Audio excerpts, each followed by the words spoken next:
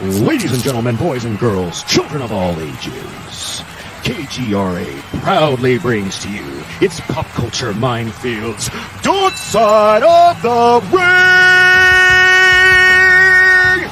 The Dork Knight, Danny Ballard, the Atmosphere, Joe Rivers, the Dork Side of the Ring! And if you're not down with that, we got 2 words for you. Suck it!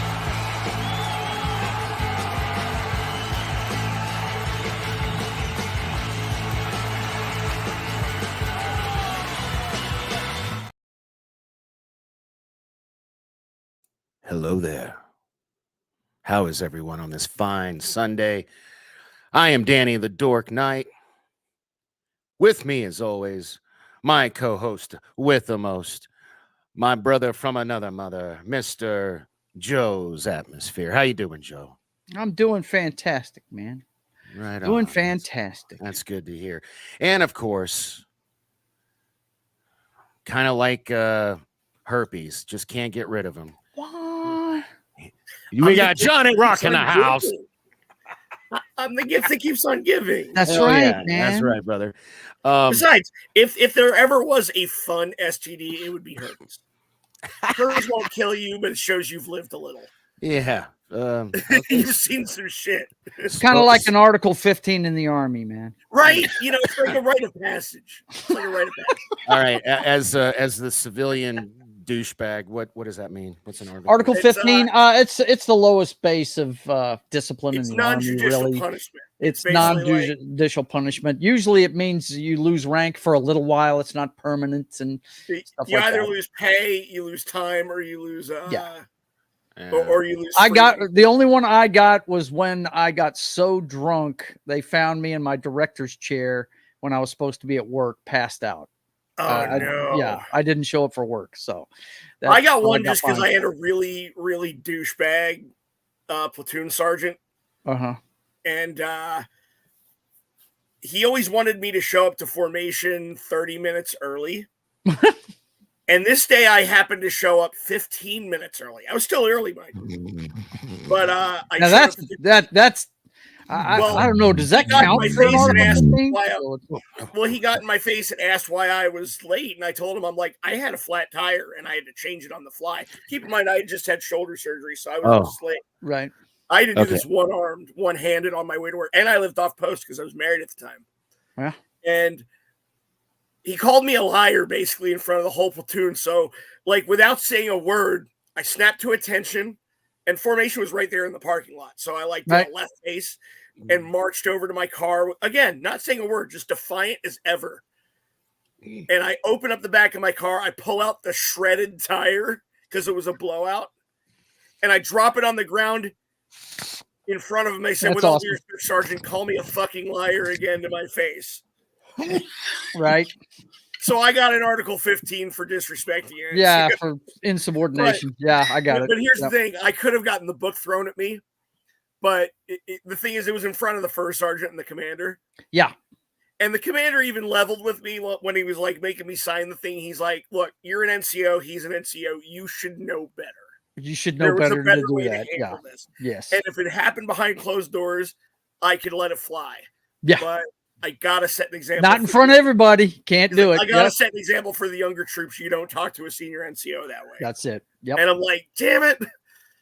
So I was a corporal. I got lateraled over to specialist. I lost my NCO status. Oh well, that's not even a loss of rank at all. And I got 15-15, which was 15 days extra duty, 15 days confined to barracks. Yeah, I got bounced down to PFC. Had to work my way back up to Spec 4. Yep. But I didn't lose my time in grade, and I still made charge on time. So. Yep. Right on. Well, how you doing, Dork? How you doing? I'm doing fantastic. I'm doing Dork's great. sad because he did not like Guardians 3. Well, I mean, do you want to get into that? I mean, it's not that I I'm didn't like hearing, it. you know, It is the I'm dark going to side of the see ring. it. We can talk about stuff like that, but I'm again, going spoiler warning. to go see it this evening. I Well, did see your tweets about it, and I was like, he said, I'm not going to take my kids to go I'm see not it. taking And my kids to see and I it. said, who There were would a take few. I'm sitting there there were a thinking few to myself, that- who would take their kid to a James Gunn movie?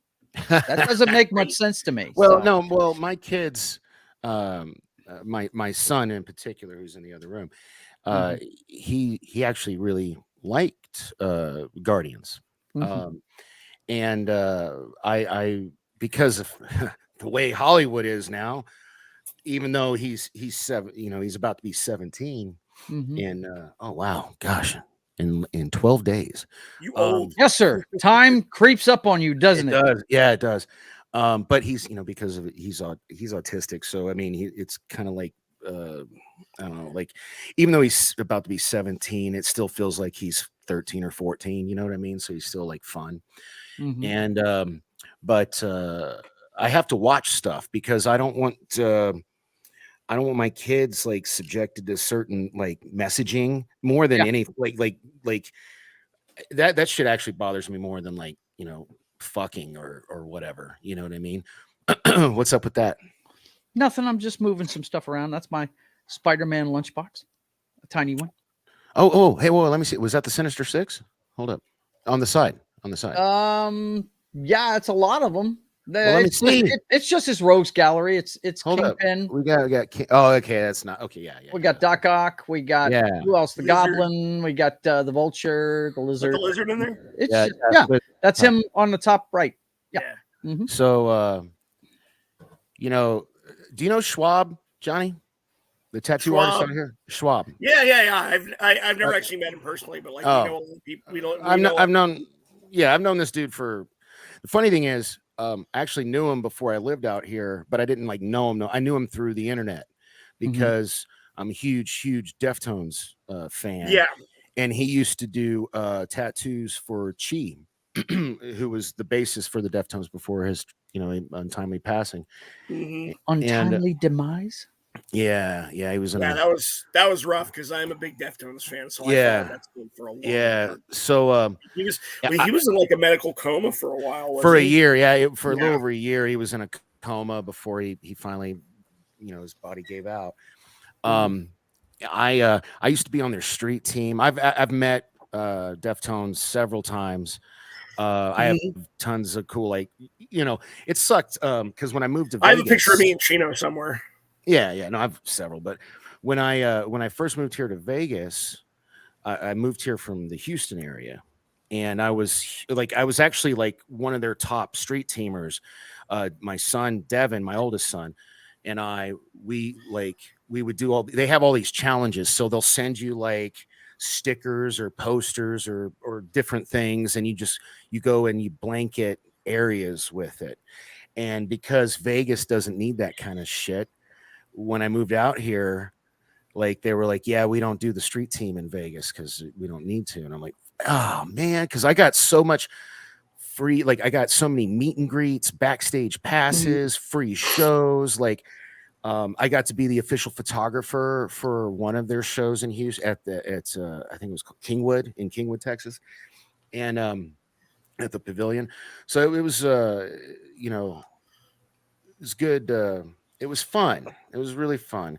What was the point of this, guys? How did we get on Deftones? I know we were talking about Guardians. We were talking about Guardians of the Galaxy, and you started talking about the Deftones, man. I think it was just the Dork. We went from Deftones to your son, and then Dork being a dork.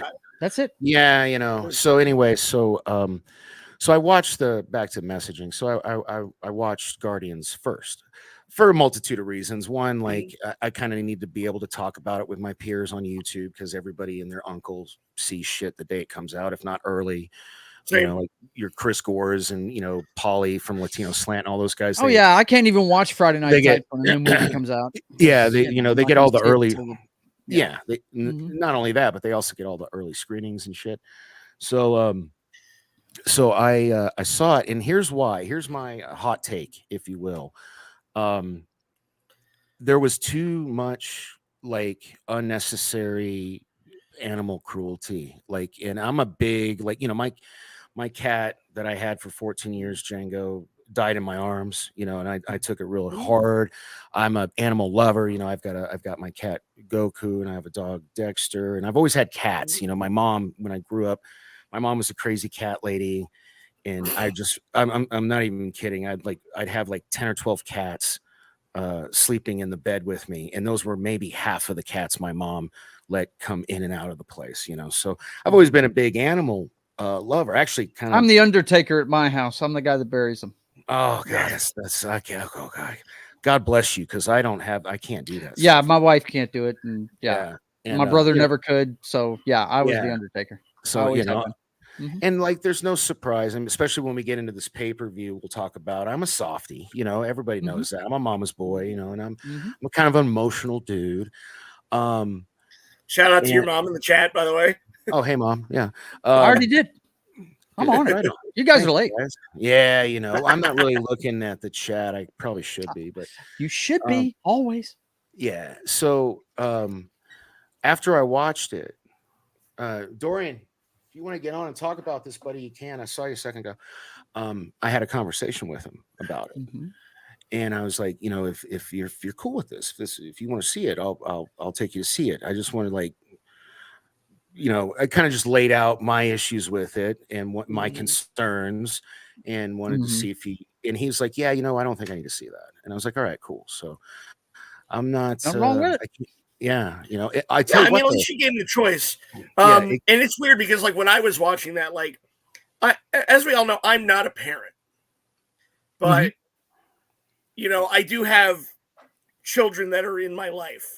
You know, so I think I think like a parent at times. You know, I've been a stepdad at times. I've been you know, I've been in a guardian role of If you're a stepdad, you are a parent. Yeah. Okay. And so I was watching it, and I'm like, there's some stuff in this movie that's pretty intense that I would not take a child under the age of 13 to see. It's rated PG-13, right? Yeah, and it's a hard, like, it's one of those movies where I say, okay, dude, this movie, they dropped the F-bomb. They dropped the F-bomb. It didn't straddle the line between PG and PG-13. It almost straddled the line between PG-13 and R. I mean, they dropped a freaking F-bomb in the movie too. They used their one F-bomb. Yeah, well, and apparently Chris Pratt was frustrated on set and improvised it, and James Gunn loved it so much he kept it in. Well, I mean, it was kind of like, just open the fucking door, you know what I mean? Right. You can probably, like, you can see it on his face, and that was probably like their 12th take. Yeah, he was like, God damn it, just open the fucking door. Get this scene right. Fuck. But no, like again, spoiler warning, if you haven't seen it, tune out for the next Well, Joe hasn't seen it, so don't spoil it. It's fine. Go ahead. I'm not one of those guys. Oh, worry not. Scene.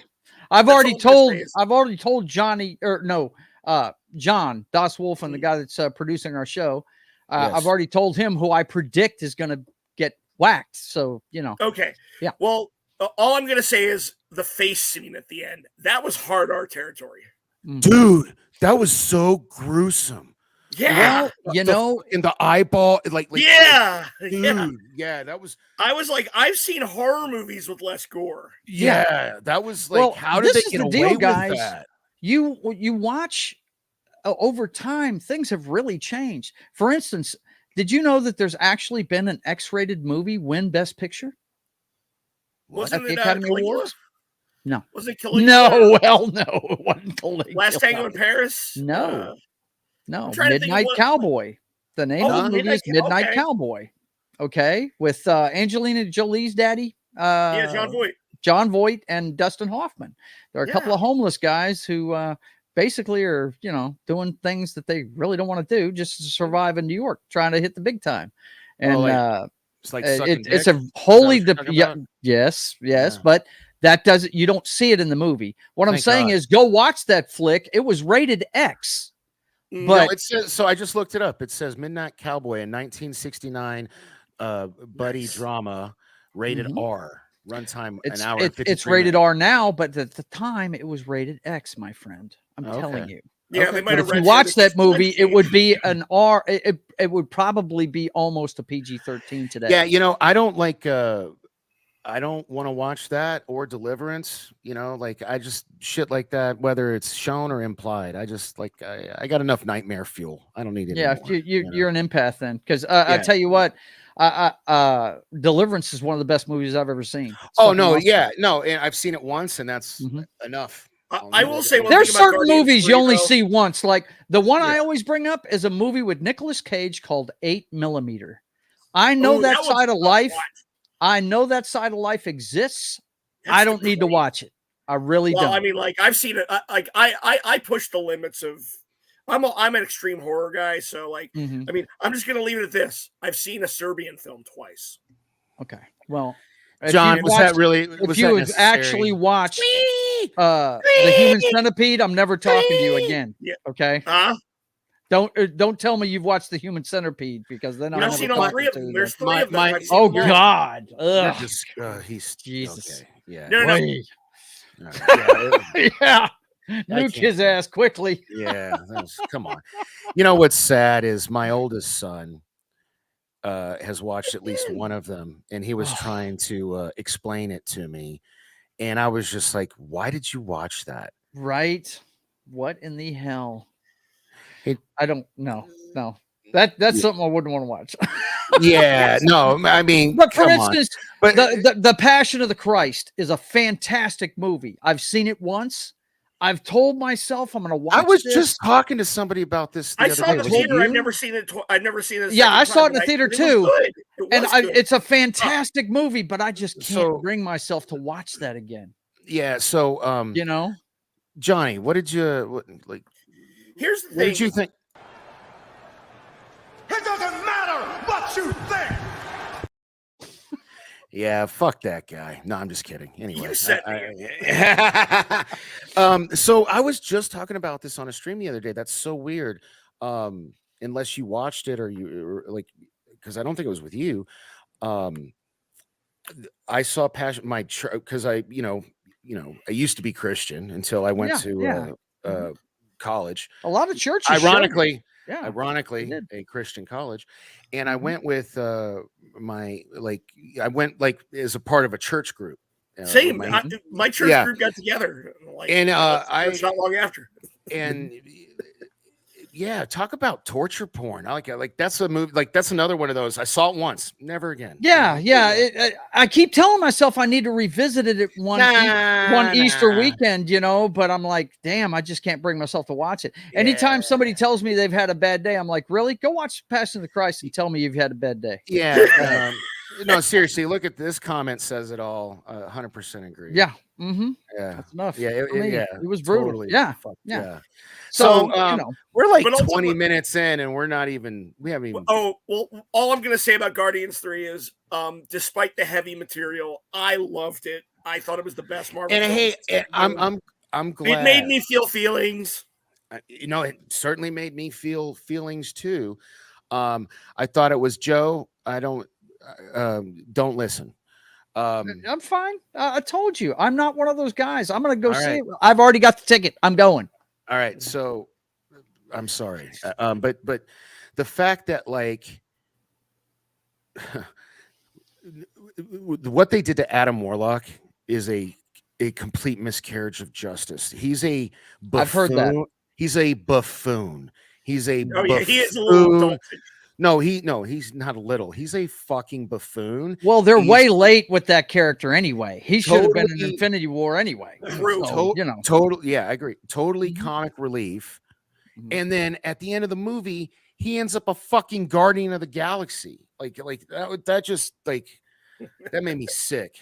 Yeah, he almost kills the entire team. They're like, hey, you want to hang out with us? Considered members of the Guardians of the Galaxy, man. I was playing my Marvel Contest of Champions the other day, and you got points for playing as a Guardian of the Galaxy, and one of them was the one that Flash Thompson is in the Spider-Man story, Agent Venom, I think is his name. Yeah.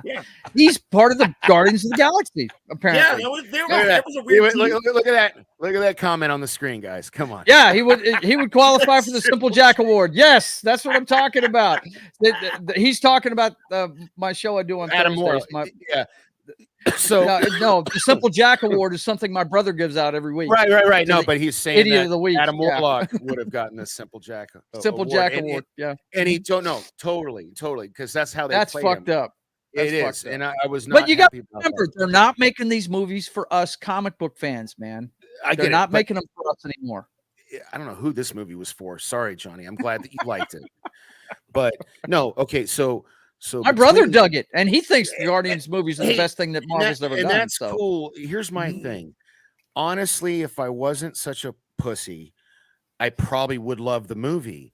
But the animal scenes, like they hit close. Like I was crying for all the wrong reasons during this movie. Well, the one thing that I've heard, Disney has had this thing lately where they like to make you feel for the bad guy. Apparently, this bad guy we have no feelings for. This guy, brutal, evil motherfucker. Move over Thanos. Move over Kang. This guy is literally the most heartless piece of shit they've ever put on screen. He's the one torturing the animals, and then it's implied. Thank God, this guy makes the Red Skull look tame. Yeah. So hold up, Johnny.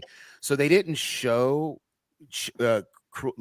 child cruelty, but it's heavily implied because at the end of the movie, he doesn't just have like all these animals he's experimenting on.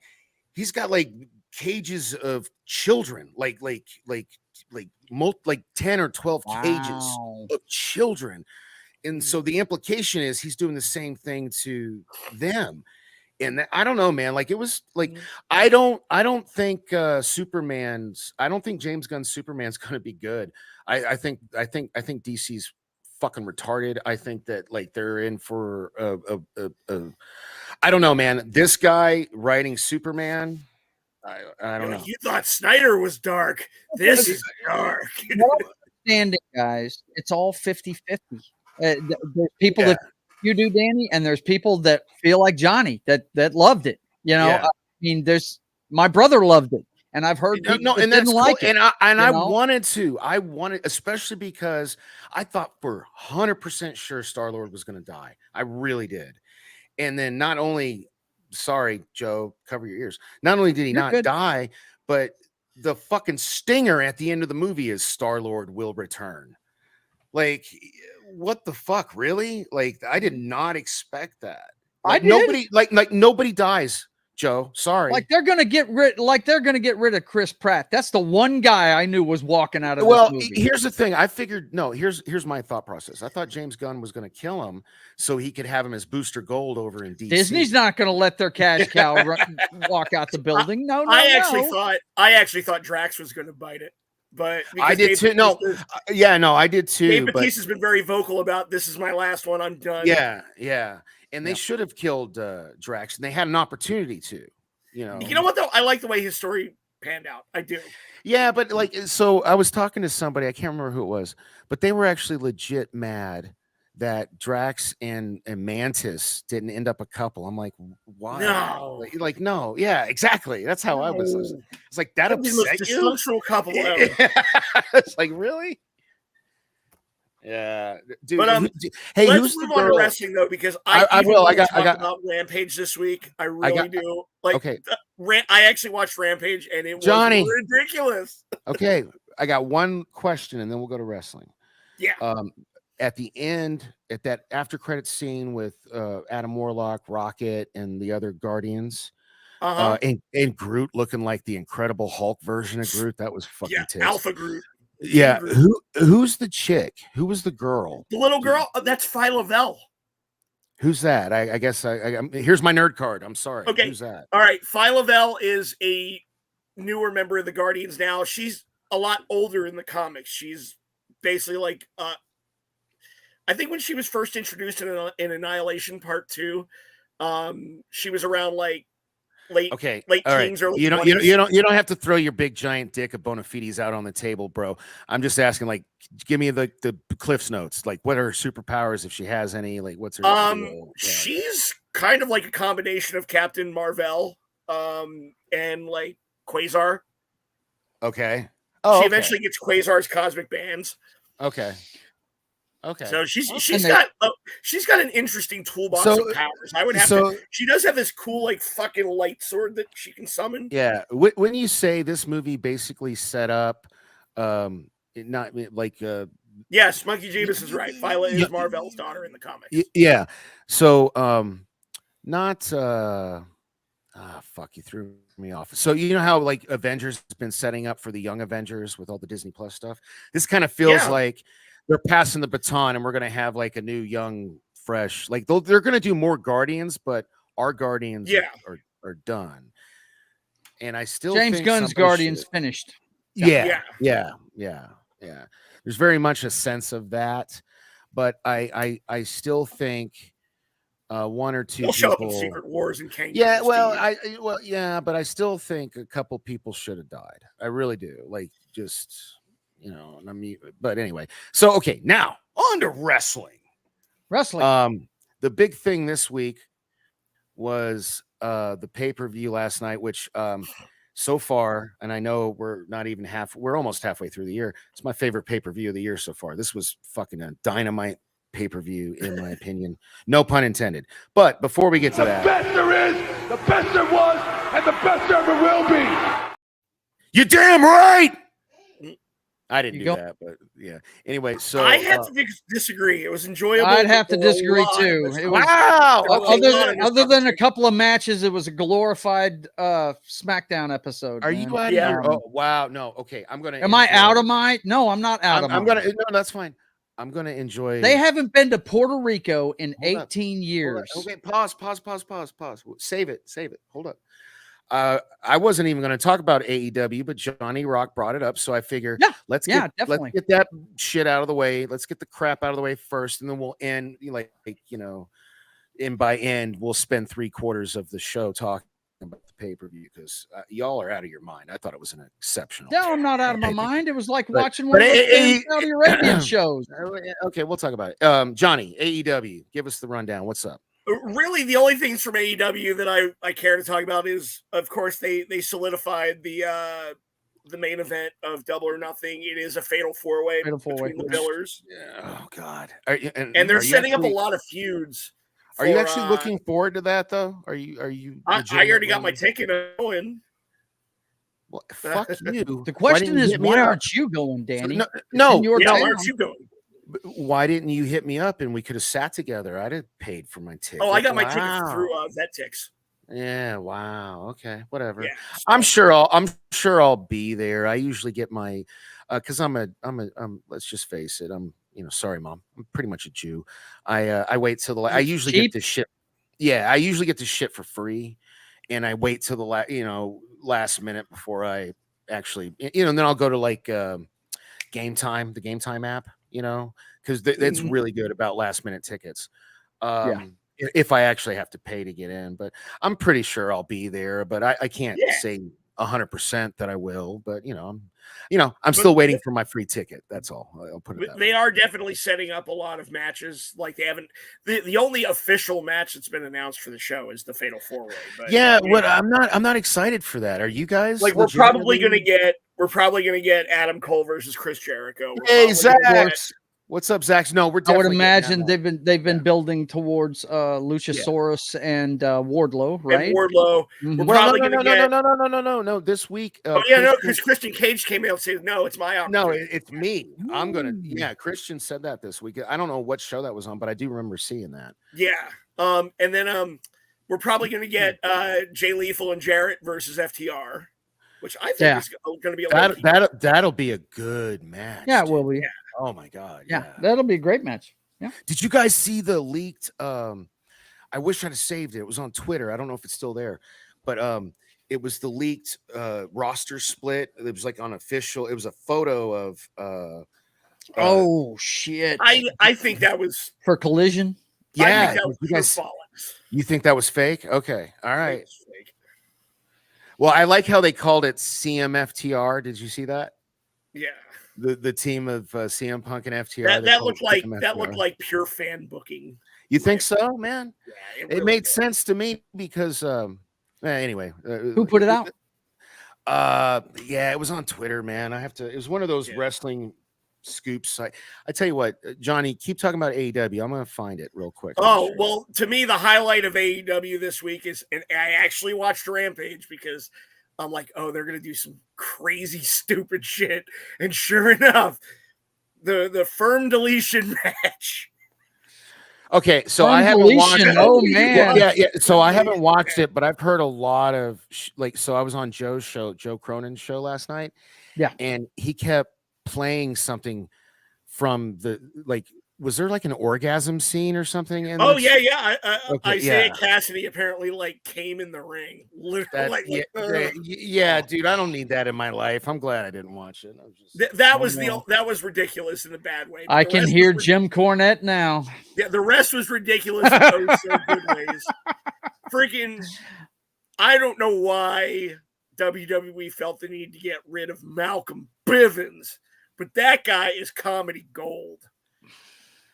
He got his ass kicked by Matt Hardy's children, and it was hilarious. You're talking about Stokely Hathaway. Yeah, that dude he's a fucking clown, but he's perfect. He's like a perfect dude. Yeah.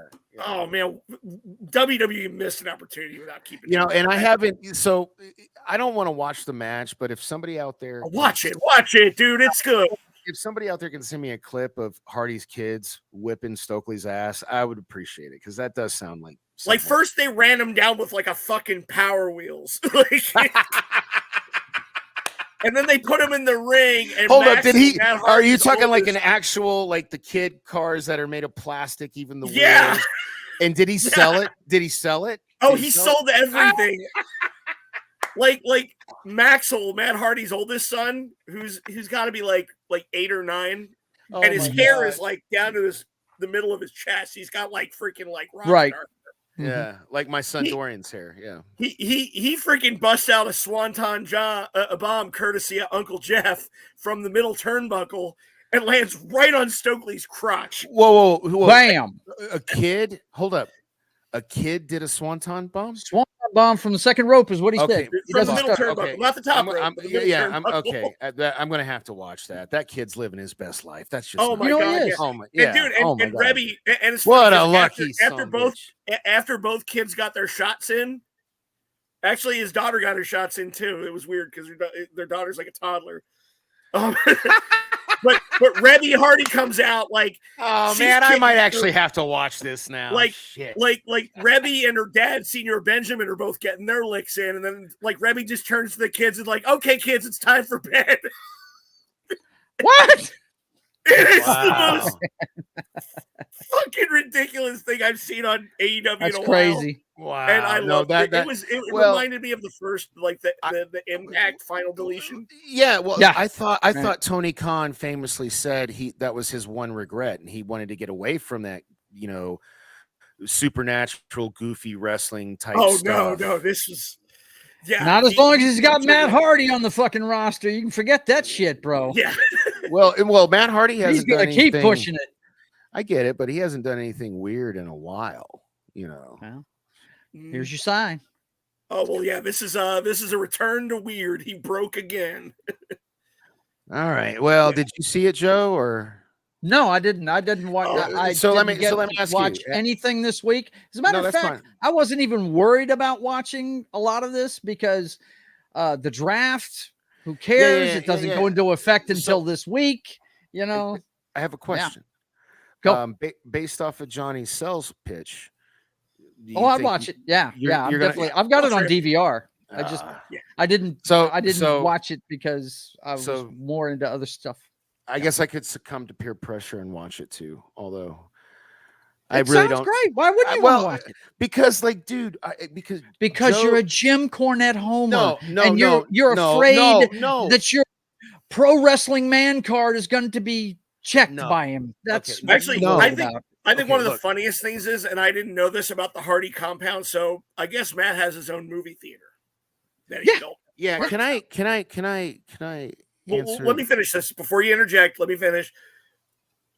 Inside the movie theater, Matt's got posters, movie posters up with him photoshopped in, like there's an Austin Powers poster and it says Matt Powers. Matt and Powers. You see Matt already dressed up like Austin Powers. Right.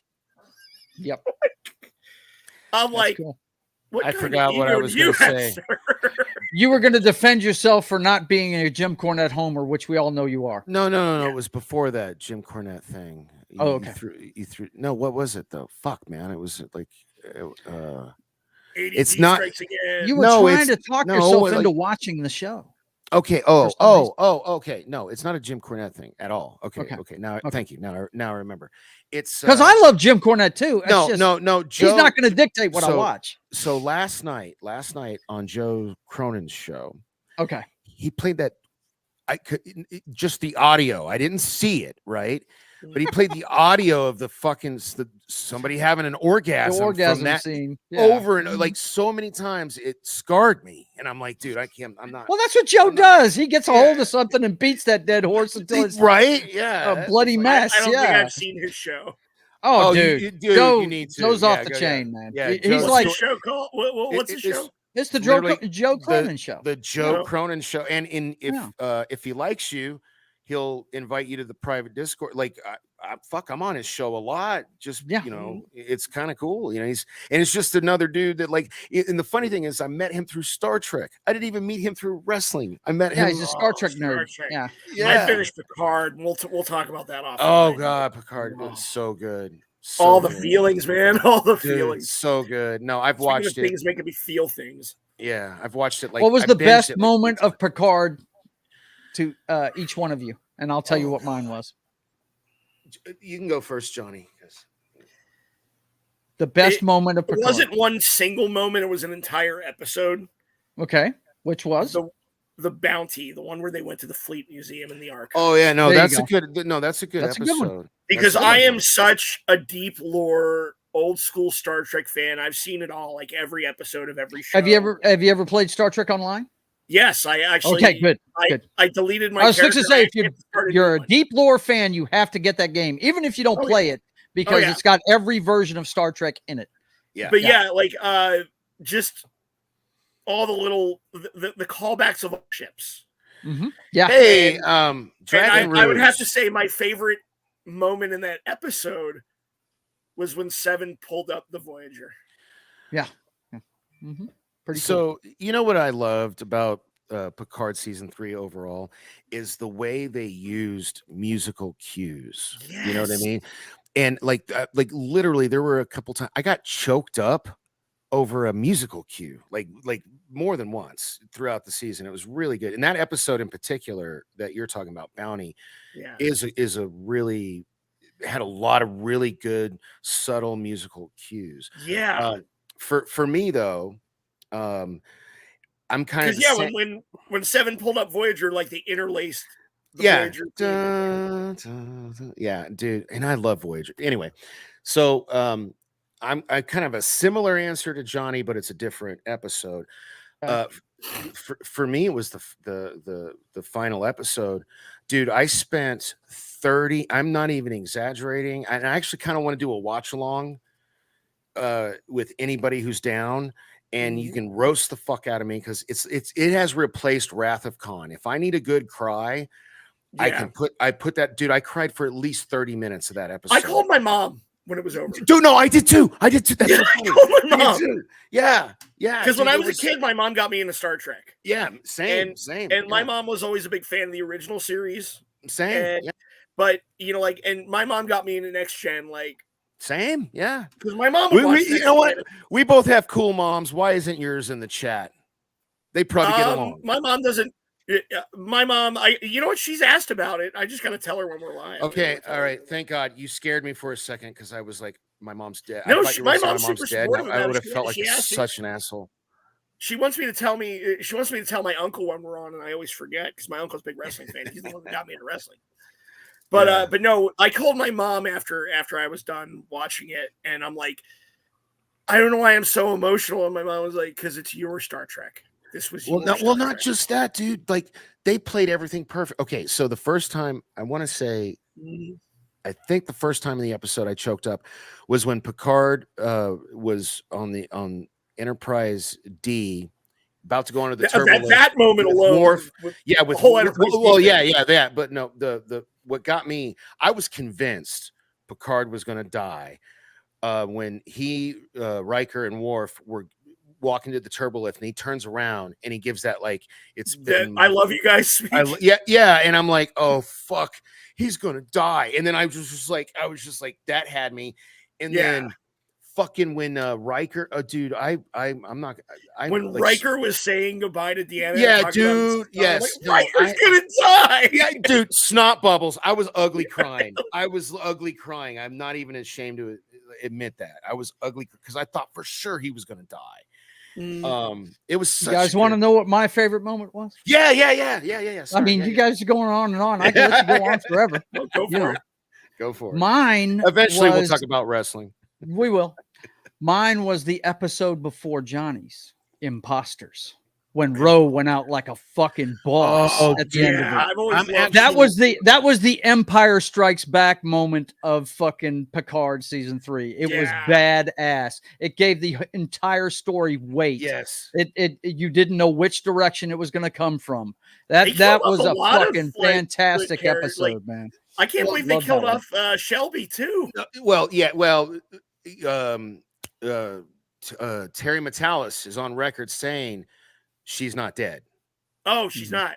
She's not dead. No, oh, good, she didn't get vaporized. She got 2 shots. So he says, cut out. Yeah, he says she's not I don't know dead. If you ever read the New Frontier novels. Ro is definitely dead. She went out like a boss.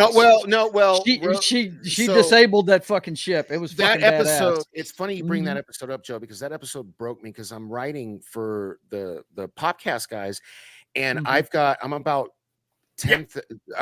a little over 10,000 words deep into an article I'm writing for them about that episode because I'm going down this rabbit hole and I want to so people who don't know who Ro is, I was trying to give the complete backstory of it. Yeah, you told me you were writing that. Yeah. Mm-hmm. Yeah. Why are there 2 Johnnies? Because he is transporter duplicate. Crazy like that. You're the Thomas Riker. Should I boot the other one then? That's Joey Rock. Oh right. No, you did. Okay, all right. He's good. Joey Rock. He's messing with you. But yeah, that was my favorite one. Imposters. I wasn't muting you to be a dick. You were roboting really bad. That's the only reason. You guys did too. That's why when I robot, I reload this. Oh, okay. All right. Yeah. There you go. But yeah, that was my favorite one, man. I loved it. Dude, no, I cried at that episode. Dude, this whole season was so fucking good, man. You know what it left me hungering for? Because my favorite Star Trek series. If you haven't, have you signed the petition, Johnny? For what? To the fucking Terry Metalis Star Trek Legacy petition. What is it? What's Star Trek Legacy? Okay, hold on. Star Trek Legacy is going to be the Titan, the crew we saw at the end. It's going to, yeah. Here. I put it in the private chat. Cool. Or fuck it, I'm going to put it on the main chat and the private. You go, chat. Man. But activists unite. No, I'm just saying, man. Everybody, if you like Picard season 3, please fucking sign this petition. I want. You don't need to sign a petition, but do it anyway. Do it anyway, but you don't need to because the almighty dollar dictates that they will make that show. Before I sign this, I want one thing out of it. Sign the fucking petition, Joe. I'm not signing shit. Everybody else can do that. Sign it. No, but I sign know, it, Joe. I know for a fact. Can I say where I want it to go?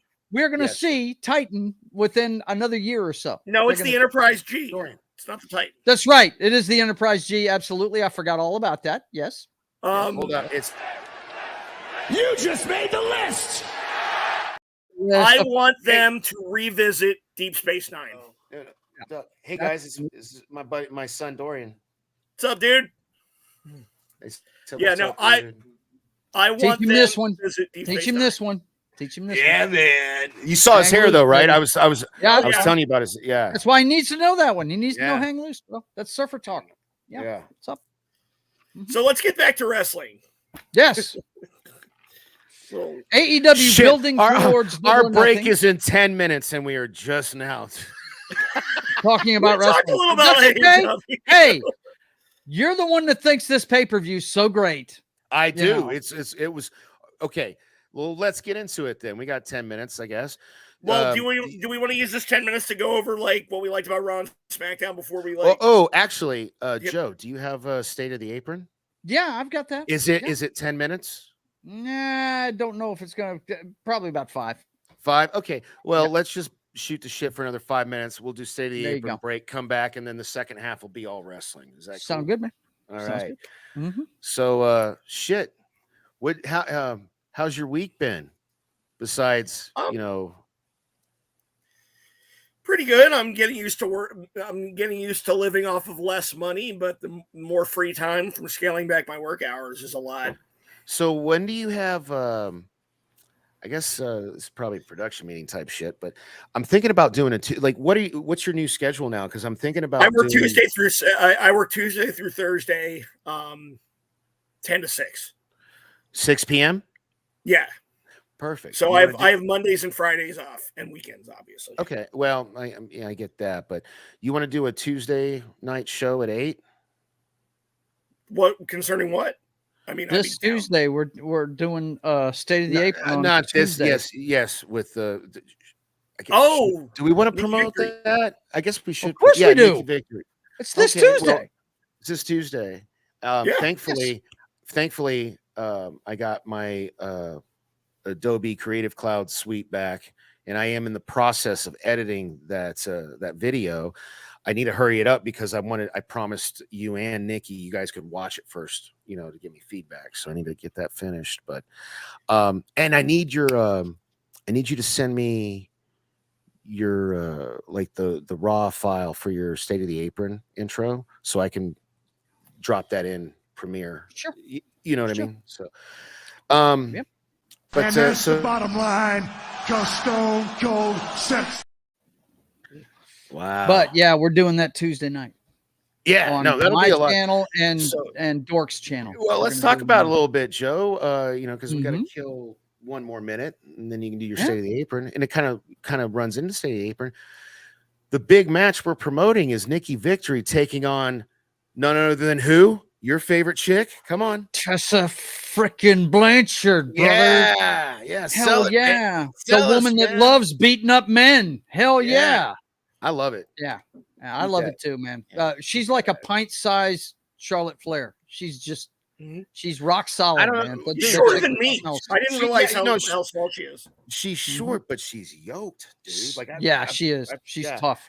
All right. Yeah. So, hey, I think we killed enough time. Joe, let's do the state. Like, where's your video? It's not up here. It's just relax, bro. Relax. I don't want to put things up too early and confuse the shit out of our guy backstage. It'll be fine.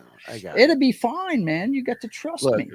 Bill is yelling at it. But to beat a man, you gotta beat the man. And I'm saying, woo! Woo! Well, it's up there now, John. You can hit it, man. Welcome to State of the Apron, boys and girls. This is the part of the show where we clue you in on everything that is the indies and the smaller promotions, because we all know that the hardest part of the ring is the apron, and the hardest thing to do is to get to the big dance, the big 2. Used to be the big 1, now it's 2 with AEW. Can I ask you a question, Joe? Go ahead. So, I know you watch the what's the one you watch, the British guys? You watch Wrestle Talk, right? Wrestle Talk, my brother. Yeah, and I watch What Culture? Cultaholic. That's fine. Hey, cool. We all get we all get our news from somebody different. Yep, which is good. But there's something really funny you need to watch, Joe. I'll find it for you, and I'll put it in our group chat. But you told me about this last week. Oh, did I? Yeah. Simon Miller does like a bunch of different skits about that, and it's so funny. Anyway, sorry. No, it's cool, man. It's cool. Okay, so what is it, Johnny? What'd you say? I got a rumbly in my tum-tum about this. Right? What the heck? How you guys? No, it's warm and fuzzy in the tum-tum, man. Get it right. Well, ProWrestlingTees.com. Danny may want to go, to the bathroom or get a drink or something. Well, I sent you because it's mostly chick stuff today. So, of course, Yeah, you sent this. Fuck in is the thread. that? What the fuck is that Just supposed called to you a mean? misogynist. Yeah, what the? Yeah, No, that's not what I'm saying. He said himself, go back and look, guys. He said himself, these are the matches I usually get up and go to the bathroom. I usually go get a drink. You've said it yourself. No, okay. So Well, I'm not talking out of school, my friend. It's not just women. It's just like if it's a shits women match that nobody cares about, like if Lacey and Evans sadly, is involved, go to the bathroom. Well, look, I don't even know. I love how you guys act like he's never said anything like this before. No, I have. No. I'm owning it. I'm owning it. Okay. But like, it's not all women's matches. I mean, shit. That opening match with Bianca Belair. We'll get into it after the break. Chef's kiss with Io Sky. It was a fucking great match. Anyway, it was awesome. Would have been great if Io Sky had won. Okay, I agree. So 100%. Let's see. This is some stuff we already reported on, and Danny sent me this in the thread on Twitter, but I had already seen it. I made it part of my show this week. Former WWE star Sarah Lee, they said that alcohol had a big part in her death, and it turns out that she died of suicide. Texas medical examiners rules it a suicide because it was a drug cocktail. Apparently, I think it was an accidental suicide. Yeah, that's what I think. I don't. It's probably the same thing that happened to Michael Jackson. It's probably the same thing that happened to Heath Ledger. Yeah, they're mixing drugs they shouldn't be mixing, and with alcohol. In her case, with alcohol, right? With alcohol. In her case, her death was ruled a suicide by mixed drug toxicity. I really wish amphetamines and doxylamine and alcohol were all found in her system. So that's Go ahead, sir. No, I'm just saying I really, really wish they would have reported it's an accidental suicide. It's an accidental. They need to. You're right. They need to specify that. They do, because believe it or not, guys, that's exactly what this is. I didn't understand what an accidental suicide would be until actually we've had one in our family. It was a sleep, one of those like Ambien, one of those things that helps you sleep. Pills.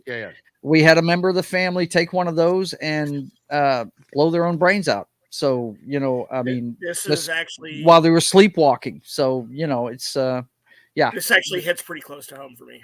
Yeah. It's sad. No, I was actually pulling for this chick when she was on Tough Enough, and it's a shame.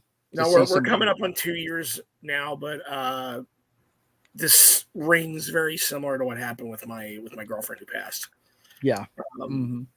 Yeah. Well, I have Nerds Never Say Die. This subject. That's why. I'm really adamant I'm a little triggered by this right now. So if I just get quiet for a minute, it's fine, man. It's fine. But I do want to tell people, that are feeling suicidal in any way. There's a new line called 988. I used to work for a helpline myself, so make sure you take advantage of that. Don't go. And if you're in the Las Vegas area, 988. 988 is everywhere on the cell phone. Everywhere, nationwide. Okay, moving on.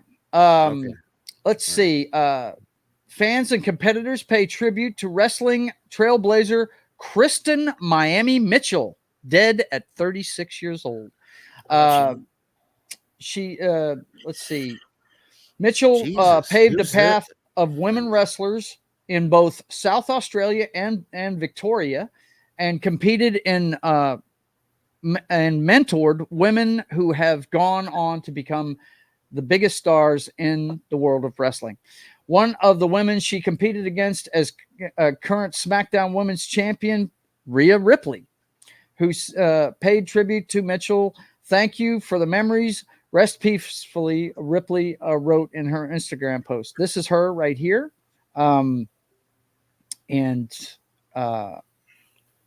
Apparently she was beloved by the wrestling world. I didn't even know who she was.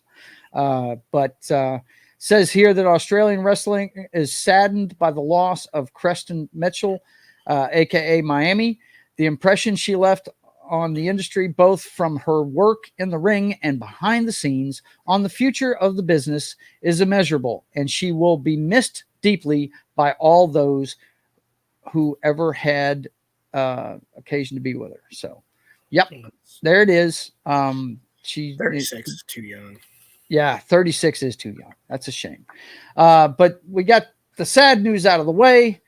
We also have this isn't sad, but it's somebody moving on to the next chapter. Former WWE star Kimber Lee announces her retirement from pro wrestling. I hate her.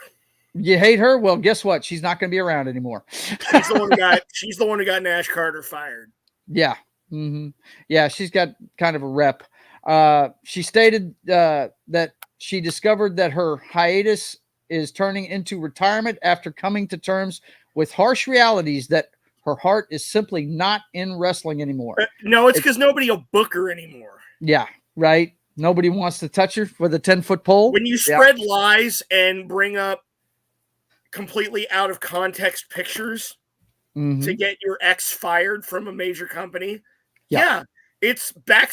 She stabbed him in the back because she was bitter about their divorce, and now nobody will book her. I wouldn't book her. Well, that fits into the. That's not my heart isn't in wrestling. That's I can't get work. Right. That fits the narcissism of this statement. It's rather long. You guys can look it up on she's a Twitter. piece of shit. So, and the last one we got before we go to break. When MJF comes out and defends the guy. Yeah. When MJF of all when that guy who never breaks kayfabe. Yeah. Because I don't know if you know that. Do you know what I'm referring to, Joe? Yes, I do. Mm-hmm. So, like, she posted a picture of Nash Carter, like, doing a Hitler mustache and a Nazi salute, which was something that was, he did it for humor. He was like Charlie Chaplin did The Great Dictator, like that sort of thing. Yep. And it was completely out of context. And they protected the shield and they whacked him. Yeah. She put makeup all over her face to make it look like he beat the shit out of her. Yeah. And when MJF of all people breaks character on Twitter to say, hey, I've been a roommate to this guy. There is not an anti-Semitic bone in his body. Right. And we all know that MJF is very proud of his Jewish heritage. Yep. That's true. When that guy comes out to defend you, the biggest shit heel on the planet who loves... he's a mensch. He's a total mensch. But yeah, like he even came out and defended Nash Carter. Or Zachary Wentz, as I all right, guys, we got to go to break. The last one is about Naomi coming back to Impact. Kimberly, I do not wish her luck in her future. And there you go. That's going to do it for State of the Apron this week. We'll see you after the break. Hi, guys. This is Gary from Pop Culture Minefield here on KGRA, and we're leaving for our first break. I hope we survive. Did you know 75% of Americans are chronically dehydrated? If you struggle with focus, run low on energy, or when it's time to finally sleep, you simply can't, this can all be linked to dehydration, and Fuel Up has the answer. Our proprietary formula contains the finest cellular hydration with the strongest immune-enhancing natural ingredients. The Fuel Up system is made up of 3 different incredibly tasting varieties. Wake kickstarts your day with a jolt of caffeine. Play boosts focus while hydrating your cells. Rest not only helps you relax, but also rejuvenates your cells while you sleep. Here's what our clients have to say. I really don't miss my coffee, and you can tell the difference. So I'm going to take it for the energy. I'm going to take it for the play. I'm going to take it, all day. And it works. That's the thing. It works. We love it. Take the Fuel Up Challenge now, where we offer a feel the difference money back guarantee. Fuel Up for life.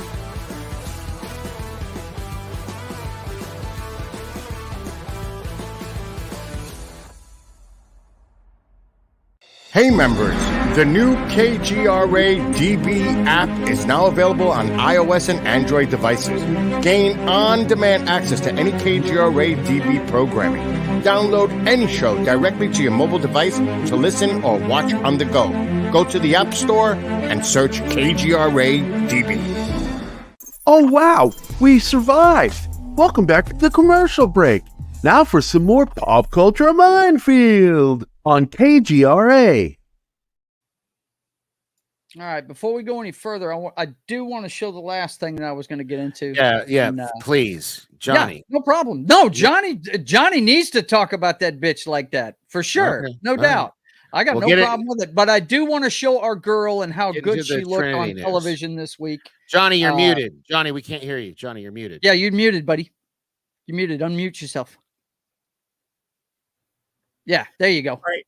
Now, my final thing on that whole thing is like I've met the man personally. Yeah. Zachary Wentz, Dash Carter, whatever you know him as. Yeah, we know. One of the nicest humans. One of the nicest dudes I've ever met in this industry. And he definitely got a raw deal. Yes, he did. And I don't think Wesley has been the same since because those guys are such a good package deal.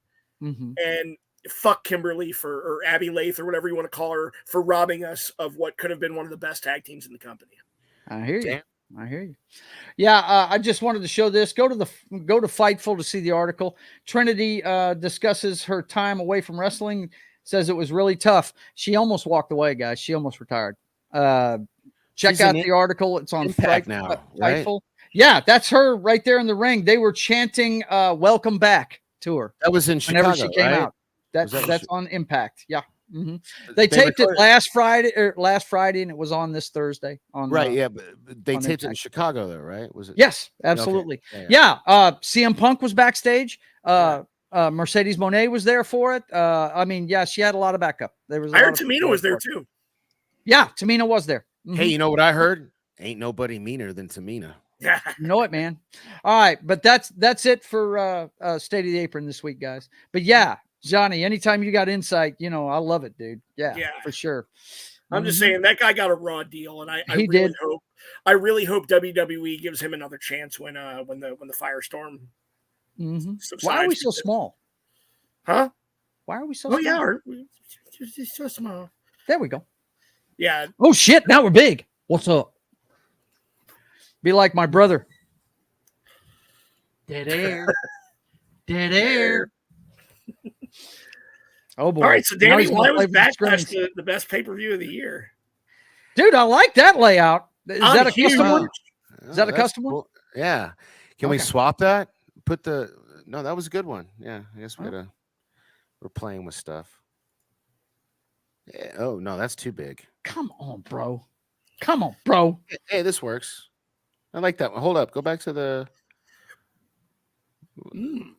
What? Okay. Anyway, so why did I think it was okay? So shit, dude. What was the opening match? Bianca Belair and Io Sky. Awesome. Great match. Fire fucking match. And I'm telling you right now, they need to pull the trigger. They need to break up Damage. Io Sky needs to leave Damage Control and go face. She can't really be the leader though, because she does not speak. No. I'm not saying no. I'm saying she needs to break off on her own and get a mouthpiece, like a manager. You know what I mean? Well, that's Bailey. Bailey cost her this match. You could argue that. You could totally argue that. Yeah, you could. I think Bianca's botch and dropping her on her face from a botch gorilla press might have cost her this match too. Yeah, just a little. Look, that was as JR would call it, bowling shoe ugly. Bowling shoe ugly. That's good. Ugly. That's good. But I thought it was not only was it a good match, but it advanced the story because of Bailey's interference. I really do think Damage Control. If they grasp a hold of it and do something with it, yeah. But I think Io will get a rematch and win, because I think the only reason Bianca won is because she was 2 days shy of the record. Yeah. Oh, and because she won, she broke the record basically. Yeah, and Triple H. They even mentioned it during. Records. Yeah. She's at 400 days now. As of now, but now she's a marked woman. Now anybody can take that off of her. Yeah, you know what? And I think they're going to take it off of her sometime this week because they got to swap belts, right? Oh, true. God. I don't know if that's we forgot about that, didn't we? Shit. I hate that shit. Yeah, we didn't even. Yeah, I hate that shit. I don't know if that's going to start a new reign. It's like why? Why? Just here's the thing: their women's division isn't that deep. They just need to have the WWE Women's Champion, and they wrestle on all the shows because their roster's not that deep. You know what I mean? Like, Why what do you? No, it's pretty deep. It's pretty good, man. It's just they don't do the storylines very well with it. They shit can stuff way too early. Apparently, really that's been an issue.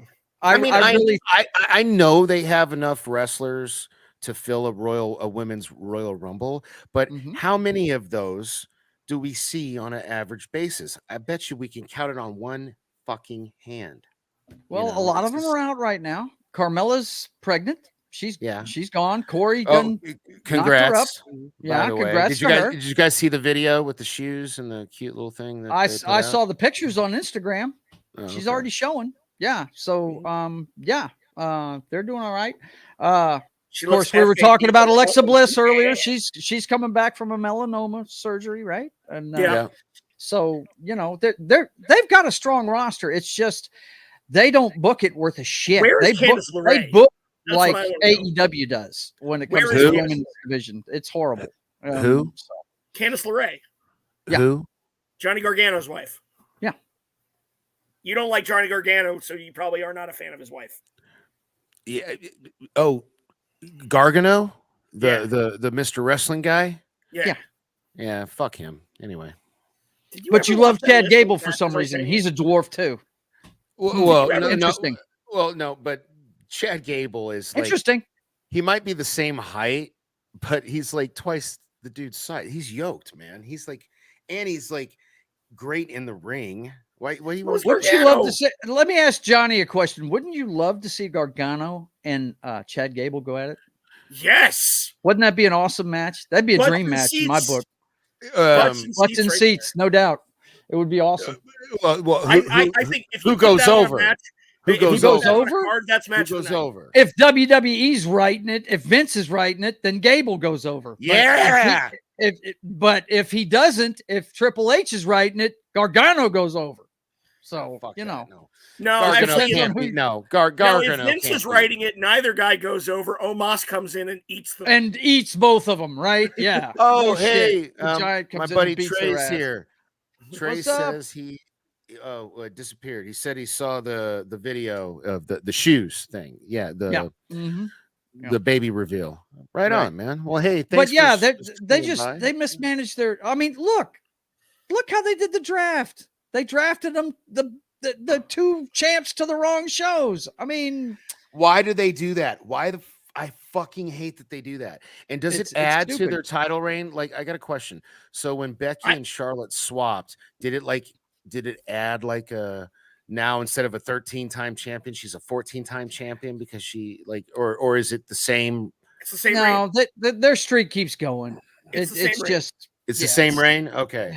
Yeah, it's the same reign. But look, man, it's obvious unless it's the bloodline, they can't write. They can't figure it out. I don't know what the deal is because we'll get to it here in a little bit. But they're writing the bloodline story, huh? The Heyman, yeah. Well, there you go. Somebody that knows what the fuck they're doing. Yeah. Look at this. Yep. This is it. I think I'd like Asuka to turn heel, and she's already a heel. No, not really. I want her to be a shit heel. But we need Io Sky to make that babyface turn that I was talking about earlier and have those two feud. Tell me that wouldn't be fire. That would be good. That would be good. Yeah. No doubt. Because you know what? I've always thought Io Sky is like a perfect fusion of Kairi Sane and Asuka together. Yeah. That's what I've always thought. So yeah, that would be a great match. No doubt. Love to see that. So yes, the first match was pretty good. Despite the botch and the shenanigans at the end. Did you see how frayed and beat up Bianca's braid was? Oh yeah, it was horrible, man. Yeah. Wow, it looked bad. Even my kid pointed. I thought she was going to pull it out. I thought she really was. I thought, No, my son, he was like, "Is that a chunk of her hair on the like on the mat?" Yeah. I was like, I think so, man. Yeah, I think so. Yep. Yeah, that braid was beat up. Yeah, yeah. But what was the next match after that? I forgot. Omos and Seth Rollins. Oh God! Actually, dude, what do you mean? Oh God, yeah, that was actually That was Omos's It was best better than I match. thought. This was Better than- Omos's best the match. ending was fucking great because Dude, the fact that he super had to curb go stomp? top rope for a Yeah. curb stomp was awesome. That was badass. It was a Dude, great Sold ending. that curb stomp well too. Dude, no, Yep. no. My favorite part was when he goes for the curb stomp and like he's like, nah. Yeah, he And just you know stood what up to it. Like, so nah. this is probably over the top Tony Khan style booking. Sorry, but what I thought would have been awesome is if not just that he does it with such force. Seth Rollins basically like flips off and falls on his face. That's already been done. Backwards. That's already been done. Who did that? RKO. Yeah, baby. Randy Orton Randy Orton did it to him at WrestleMania. in the daylight. It was like in the first daylight, match. baby. It was one of the earliest matches of the day. Yeah, like and so, he stood up. He went for the stomp, and he got about halfway there, and Randy stood up, and it launched him in the air right into an RKO out of nowhere. Oh wow, that it sounds was fucking yeah, badass. Dude, look up this clip on YouTube. Well, yeah, hold on. Dude, Yeah, I'll find it. I'll find it. You guys yak. I'll find it. It's okay, the yeah. best RKO ever, in my opinion. That sounds It really awesome. is. It's a tie for me. It's tied with the one where he shooting star or when he hit Evan Bourne in the middle of a shooting star press. So what air? That must have been while I wasn't watching. That was WrestleMania Offense 31, I believe.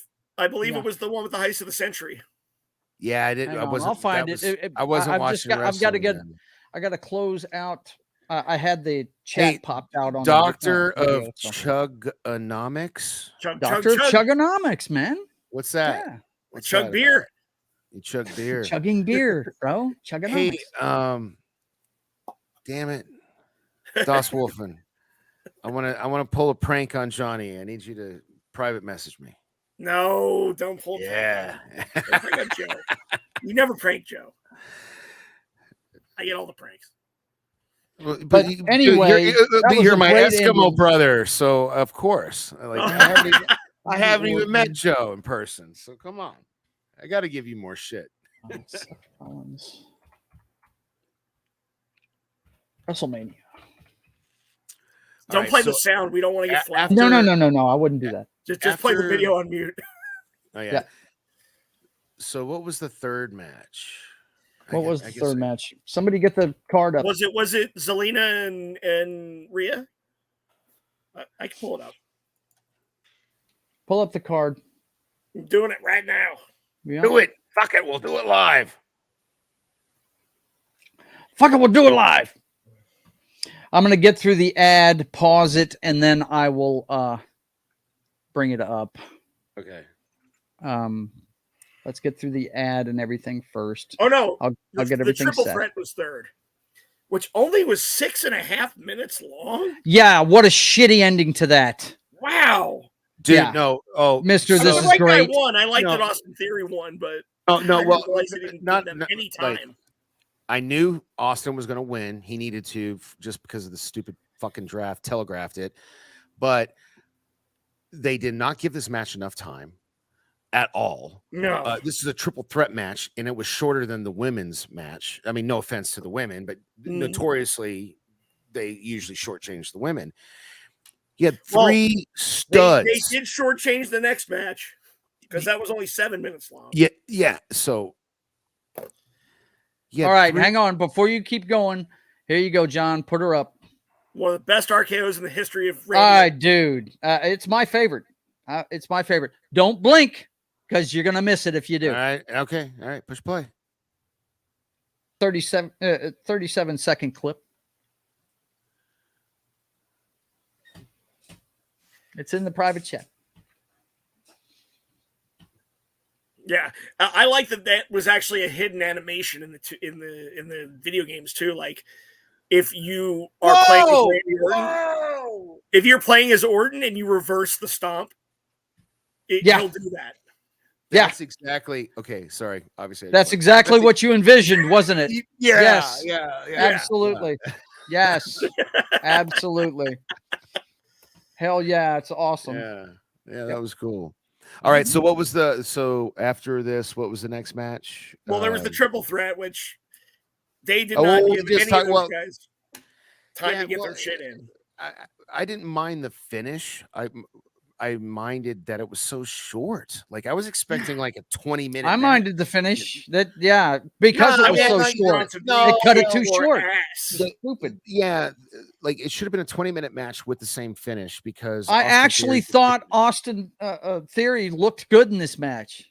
They should have had more of that. I actually was gaining respect for the guy. No, he's supposed to be a chicken shit heel. Like what I he understand did was, that, but the ending was perfect. It was just too short a match. He didn't get to highlight, because to do that properly, you have the chicken shit heel ending, but for at least half of a 20-minute match, it's a triple threat. It should go longer than a regular match, right? Yeah, no, I 100% agree. Yeah. To me, I thought the person who suffered the most out of this was Bronson Reed because I've been a fan of this guy for years. His matches with Jeff Cobb are like off the freaking charts. Bronson, who? Bronson Reed, man, the big fella. Jonah Rock, man. The other meaty dude that was in there with Austin Theory. This dude is like this era's answer to Bam Bam Bigelow. He's a big fat guy. He's a big fella, fast and can fly.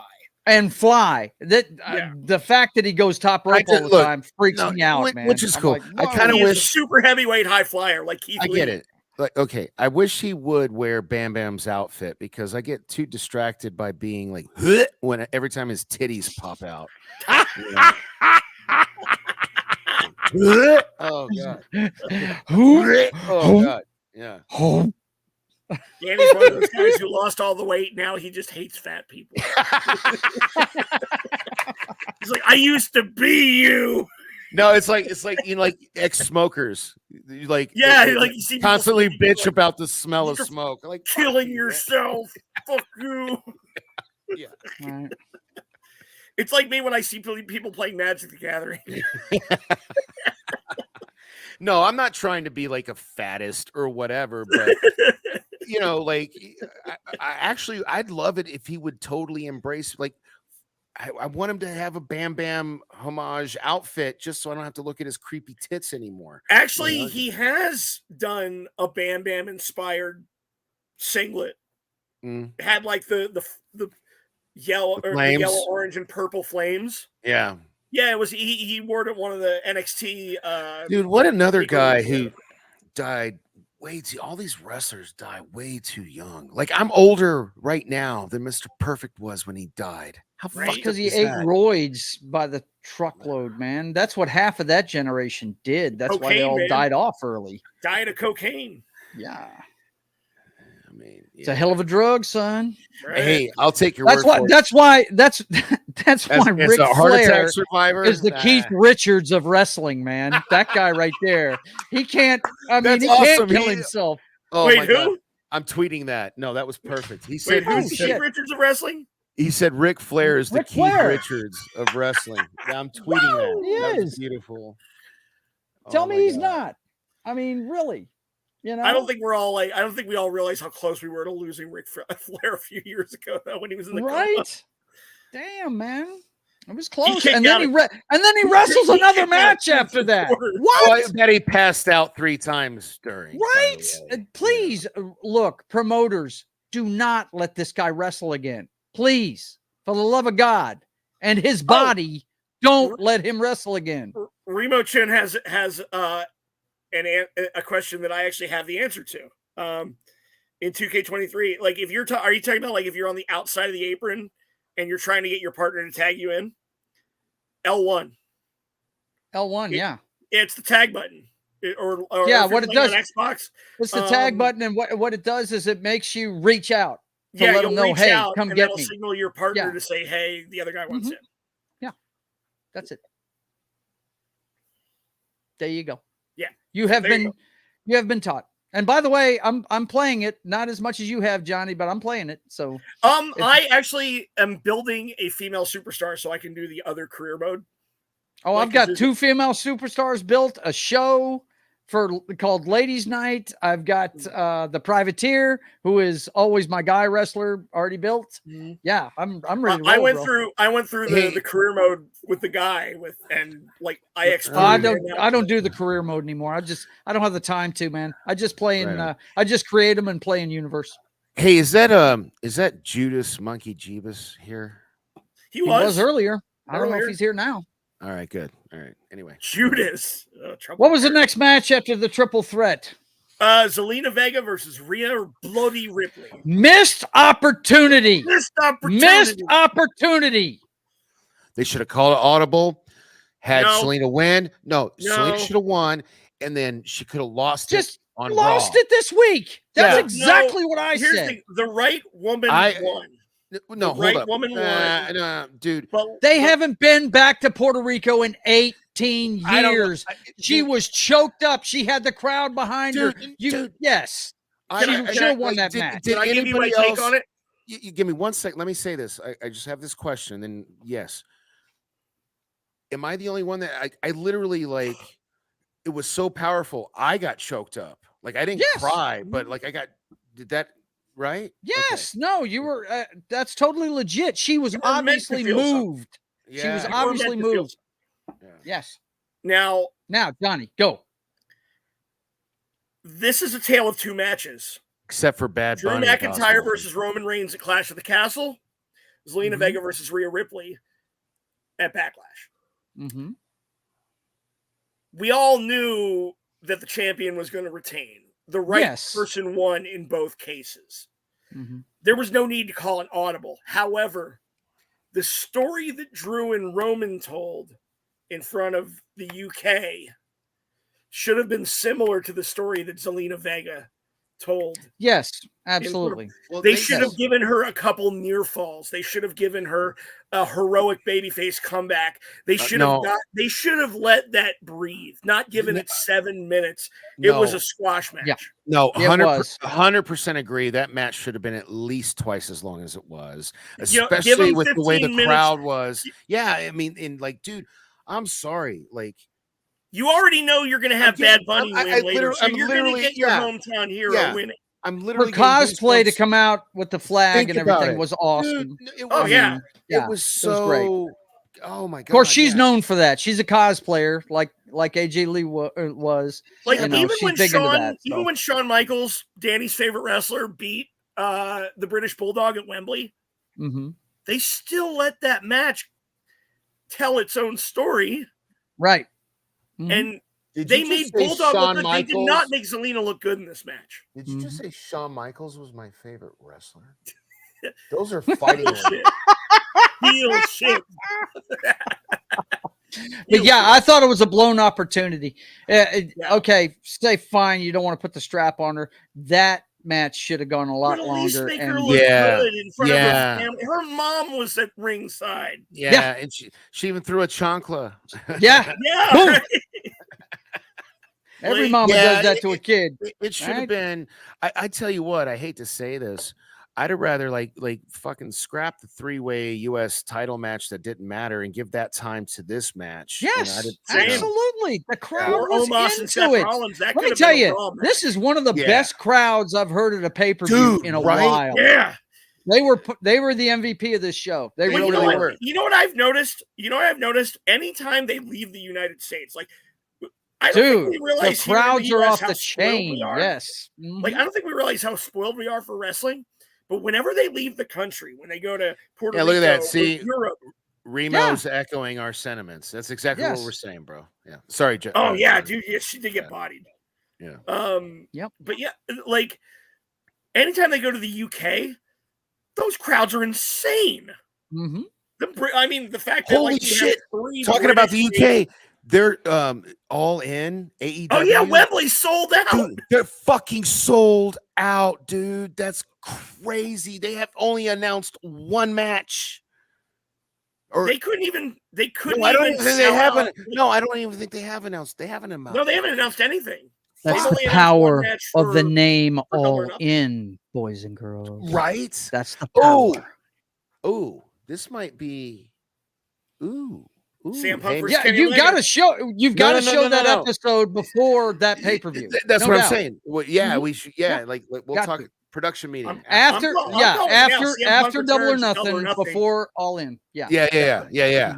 A I'm telling month you, of Punk All In is returns when to you Double got or to show it. Nothing, and the main event of All In is going to be Kenny Omega versus CM Punk. Mhm. Calling it now, Who goes Go. over? Who goes over? Kenny. Kenny does. I agree. Look, it pains me to do so. I know it pains you, but it's got to be that. It's got to be that. Kenny is an AEW guy. Punk came from the outside. Right. And Punk, but you know what, though? Punk is a man of character. In the fact that I know it's going to go that way. But if Punk were like Shawn Michaels circa 96, hell no. You know what I mean? Like, yeah. Right. So. But this is the deal. It's going to be a threefer. That's just going to be round one. Yeah. It's going to be a threefer. He'll win the next one. You know. Yeah. And then, and Kenny will win 2 out of 3. Yeah. Like, I don't understand Kenny's predilection with the homo. The Hardly friends, or they've been friends forever. The Young Bucks. They're just really good friends. They're really tight friends. That's all. You ever have that asshole hard to friend? figure it out. You ever have that asshole friend that you're like, yeah, cool, right? I love the guy, but I love the guy. He's been there for me forever. Right. That's pretty much it. Those guys have been there for each other forever. Yeah. From Japan through the Indies, they've been friends a long time. And sometimes, if you want to see why they're friends, just go watch. How many episodes is that into now? It's over 200. Oh, Being the Elite on YouTube. Yeah. They've been doing it for years, man. They've been hanging out together for years, way before EW. Yep. That's why I think Kenny's the voice of the reason in that. Yes, absolutely. If anybody's going to make this happen, it's going to be Kenny. The Bucks are being. He'll be the peacemaker. Saying, we'll never work with Punk. Kenny will be like, I'll work with Punk. So it's not a sponsor, but this is a good source of fiber and those dried apricots. I love dried apricots. Yeah. Anyway. Although I can't eat them in front of my roommate because she says they smell like. So what was next after the what's total next? travesty that was the women's championship for SmackDown? Bad Bunny. Yeah, now that was great. Match of the night. That was great. That was great. Match of the night. You know. Why wasn't this the fucking main event? Why wasn't this the fucking main event? It should have been. In Puerto Rico, it should have been. Well, you know why it was? It wasn't because the hottest wrestler in wrestling right now was the main event. So no, it's because Brock only goes on first or last. That's true. No, I agree with John. You're right. Cody would go on in the middle of the show if they asked him. He would give it up in a second. But you're right. It's Brock. Yeah. He's the reason why. Yep. But yeah, what a great match it was. All the. Now I don't know who you guys need to school me on who the old guy was that gave him the kendo stick earlier in the show. Savio Vega. I don't even know who this guy is. Okay, so Savio Vega was basically like Savio Vega handed Steve Austin his ass before he became Stone Cold. Oh yeah, that freaking San Juan strap match. Yeah, I knew he looked like he was an older fella.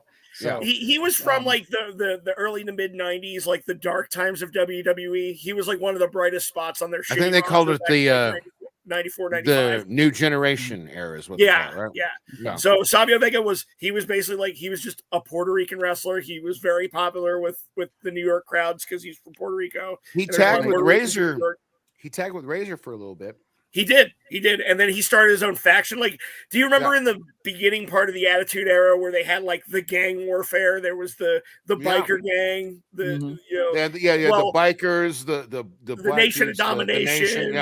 And the Los Boricuas. No, the Los Boricuas, I think. Yeah. So Savio Vega was the leader of Los Boricuas, which was all Puerto Rican wrestlers. One of those guys was Pop Harry. Culture Minefield. Is that Gary?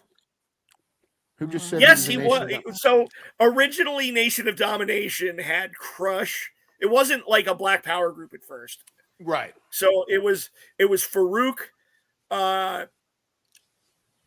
Crush, and Savio Vega, and 2 weird white rapper guys.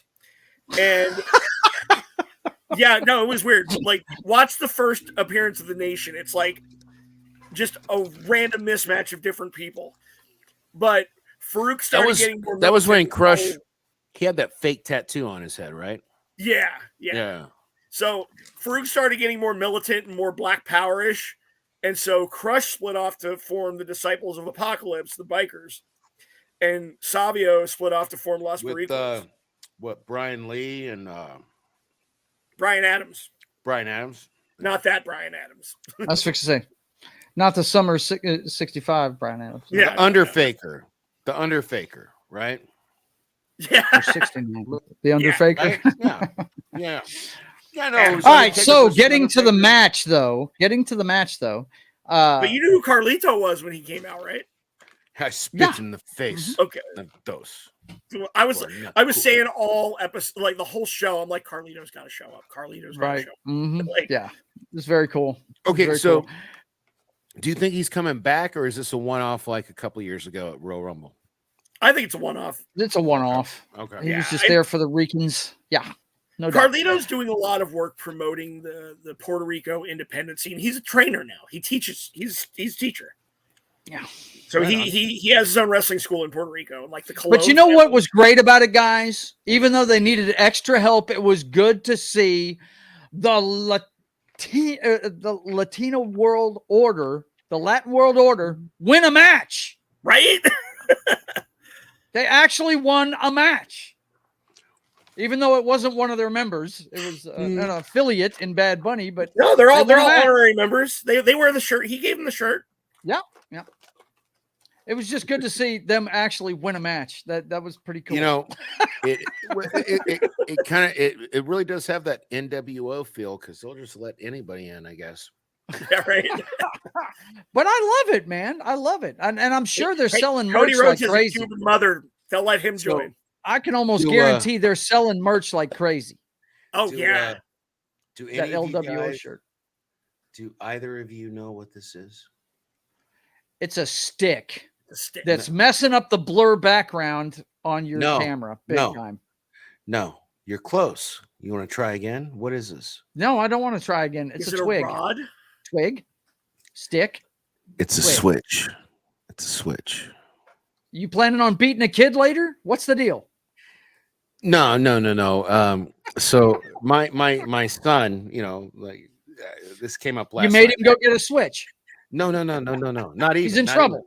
No, not at all. No. He's perfect. No, but somehow it came up like discipline. $1 trap between them. What? Do you know what he's talking about? What? I don't even know what you're talking about. What are you talking about? Somebody just put it on the screen. It wasn't me. Where'd it go? Okay. Oh yeah, I thought it was cool how Dom and Baylor got trapped. Yeah, so as Dom and Finn were trying to escape, Savio Vega. Balor, listen to me, Baylor. Oh God. And so they had Savio Vega on one side and the rest of the LWO on the other. Yep. So, thank you, Trey. And they threw Dom back in the ring, and he got apple spit in his face, and I loved it. Yes, which was dope. You don't book Carlito unless you let him spit an apple in somebody's face. Yes. No, so I was explaining the concept to my child of how terrible my the switch is. Yeah. No shit. Life was back in the day. It doesn't break. Yeah, and he was like, "What are you talking about?" I was like, "Well, like when I was a kid, you know, when I got in trouble and I got a spanking, my mom would literally say, you know, go outside and you know, pick a switch, and if it, you know, you guys know this, everybody in the South was like this. I was just referring to it. Yeah, if it's too small, you know, it's like you're in trouble. It's too big, you're gonna get effed up. So you had to this is like. So I was so I just saw it was just random. It was like a thing that triggered my memory. So I have like a cherry blossom tree in the front yard, and this perfect looking branch, you know, stick, switch, whatever you want to call it, was sticking out, and I was like, wow. And then I went over and I was like, holy shit, my mother would have loved to beat the shit out of me with this. So I brought it in and I told my son that story. That's all that was. Sorry. Cool. See, my mom was a weapon of opportunist. My mom was Italian. Shoe? Yeah, no, I've had my ass whipped with a shoe, a wooden spoon, a potato. My mother called the wooden spoon a beady stick. Hey, I was about to say, until you've gotten your ass whipped with an egg whisk. That's never happened. But you know, the wooden spoon with the little 3 slits in it, that motherfucker hurts. Oh my God. Yeah, right. Yeah. Any wooden object with holes in it hurts. There's no air to cushion the blow. Yeah. But yeah, that was a great match to watch, man. It was a lot of fun. Bad Bunny obviously put the time in. Dude, he was gassed though. Like he was gassed. Yeah, but and I gotta say, my man Damian Priest, who I think needs to be in the title conversation and all that good stuff, he was selling like a motherfucker, man. He was. Dude. He was selling. No. Like this was a really. I'm having a hard time between this match and the Logan Paul Roman Reigns match. Though, like it's like these are the two. These are the two best celebrity. I'd say matches. the Logan Paul Roman Reigns match was better, but this was okay. great for the show they were at. This was fantastic. It was perfect. These are the top 2 celebrity wrestling matches ever. Like it's in the conversation. Yeah, I'd say so. Yeah. Well. I don't know about top 2. Definitely top 3, but that's why it's in the conversation at least. I would throw Johnny Knoxville and Sami Zayn. Right, but he doesn't like that one. He thought that was stupid. I love it. Yeah, I'm with you, Johnny. I love it. I thought it was awesome. Yeah. Oh, yeah. I love Joe. You got a memory like an elephant. I love that. Yeah. I do. Bollocks. I remember us talking about it. You were like, "Are you kidding me?" I'm like, "Yeah, I love the bowling ball to the nuts. It was fucking awesome." Name me a more iconic scoop slam than that was on Sami Zayn. Jesus Christ, man! That was the most. That was bullshit. This is where I'm going to sound like Jim Cornette. This is the most bullshit, phony looking fucking wrestling match I've ever seen in my life. That's just disrespectful to goddamn business. And like, I don't need that. That's not my thing. That's not my thing. It's understandable. And we know what's up. Sorry. What's the next match? What was the next match? That was the Bloodline. Yeah. The 6-man tag. Oh my God. Yeah. Go ahead. Totally checked out of it. I was checked out of it. This is a SmackDown match. That's why I said a lot of this pay-per-view was SmackDown worthy. Okay. 100%. No, but in this instance, 100% agree. But whenever this is why I say they write the bloodline. If it's Heyman doing it, it's fucking fantastic. Yeah. The whole thing between Solo and Jay was fucking beautiful. It was awesome. I so wanted Jay to kick his ass. He was saying, "Older brother, older." Younger, older. First of all, awesome. I don't know if anybody else caught this. Michael Cole fucked up and said they were cousins. Yeah. I saw it. Yeah. It was like, dude, they're brothers. They are brothers, man. You can tell it in their face. I draw portraits for a living. They are blood. Yeah. Trust me. They came from the same womb. Believe that. What's this question? Solo and Jay, though. Yeah, exactly. Yeah. Solo and Jay. That was the highlight of the match right there, man. I mean, the rest of it we've seen a million times. And I don't know if you guys like the guy, but I'm just not into Riddle. I just think it's. I love Matt Riddle. I do. Oh no. Here's the thing. Here's the thing. It's on my Twitter. I recognize he's a good wrestler. I hate the character. I can't stand the character. Here's the. I called that shit. I was like, Matt Riddle is there to take the pin. That like I knew that right. like going. That's what he was there for. I didn't give a shit. Yeah, I didn't give a shit. I was hoping though. I was like, oh, when that shit happened with Solo and Jay, I was like, you watch this. Fucking Jay is gonna fuck this up and get pinned, and he's gonna be on the shit list, and it's gonna cause a fight between him and Solo. Right? That's what I thought. That was my fantasy booking halfway through the match when I saw this happening. Riddle's character may be a goof. But I gotta say one thing: Matt Riddle is probably one of the most toughest, legit guys like on the roster. I mean, and not just like I said, he's not. It's not the wrestling; it's the character that I can't stand. Well, not just his MMA background, but it went. I'm gonna get a little insider here. Wrestling is punishing on your knees and elbows. Yeah. Because a lot of times when you take a front bump, you're not landing on your face or your chest. You're landing on your forearms or your knees. Mm-hmm.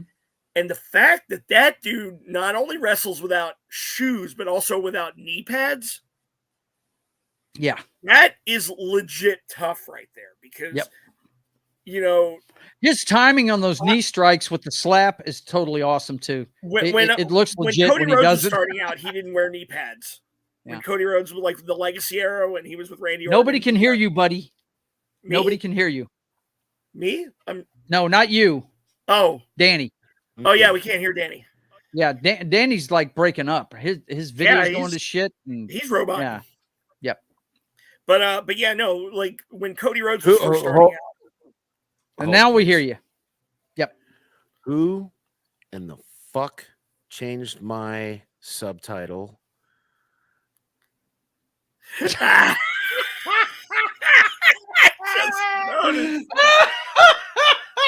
Oh shit! If it is not changed, if it is not changed back, you're fired, Eskimo sir. You're fired. Love it. I do. Yes. And notice whose hasn't changed. So it's you. It's That's you, right. isn't it? You some It's bitch. all me. You're the one doing. Yeah. I've got friends, brother. They back me up. Fuck Shawn Michaels. All right. Thank you. Okay. Yeah. Oh, Jesus. What would have been funnier is if you said Chad Frost. And for those who know,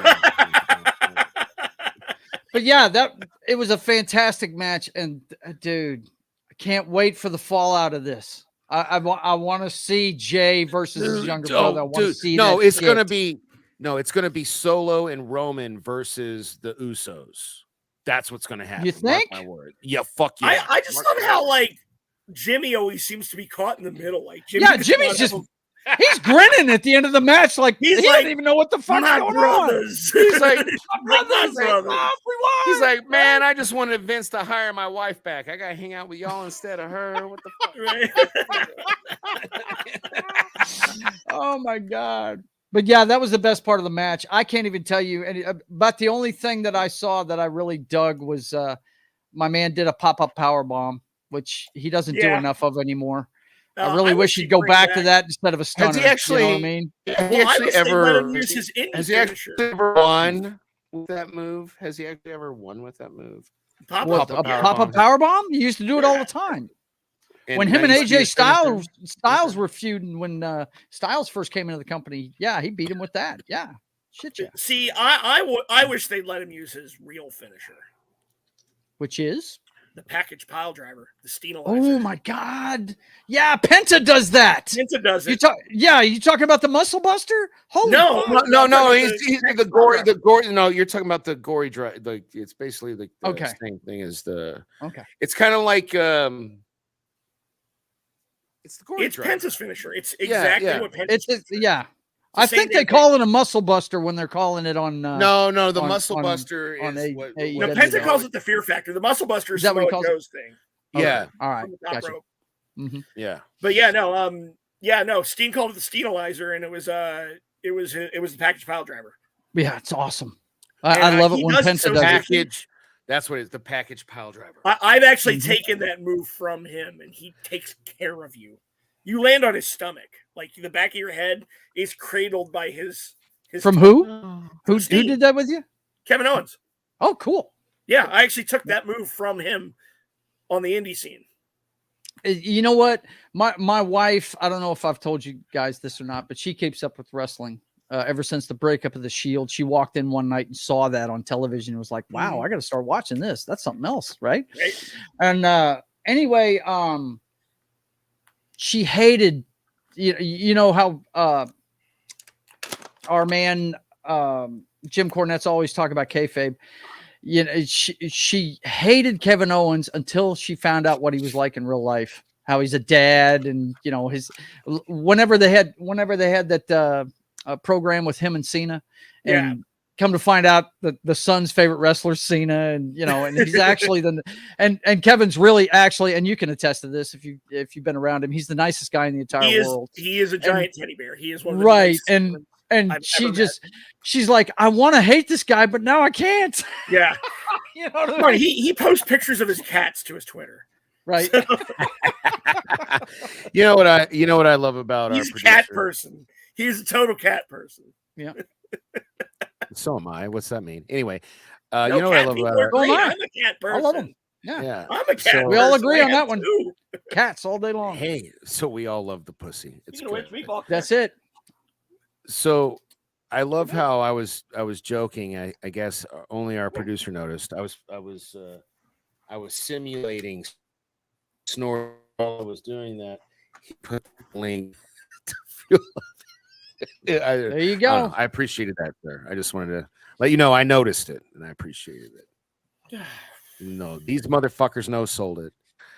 So we got about 11 minutes left. It's not that I'm no-selling it, buddy. You're roboting like a son of a bitch. Your picture's gone to shit. I'm sorry. Your internet connection's bad. Sorry. Cat. Yeah, we got 11 minutes left, and we got to talk about the actual main event. Bork. Yeah. Bork and Cody. Did we lose him altogether? He looks like Me? he's frozen. Me? No. Oh, yeah, Daniel's frozen. He looks like he's frozen completely. He may be rebooting. No, he's trolling us. No, he's not trolling us. No, he's not trolling us. I don't see the picture moving at all. I don't think I've heard him be quiet this long. No, I don't think he could if he tried. But yeah, and there he goes. Boom. Yeah, there he goes. Boom. There he is. Hey. Is this better? That is much better, bro. Much better. Okay. Yeah. Continue. Sorry. Yes. The main event, Cody Rhodes versus Brock Lesnar. And you guys can say what you want about Brock Lesnar. I don't like the fact that he doesn't wrestle. Nobody sells like Brock Lesnar. Thank you. Nobody does. Thank you. No, Brock must love or respect or both Cody Rhodes. He sold the fuck out of this match. He did, because Cody attacked him before the match. Yeah. Right? Which he should have. So do you think he bladed or did he bleed the hard way on that turnbuckle? If you look at the turnbuckle, it looked like it had something there for him to hit his head on.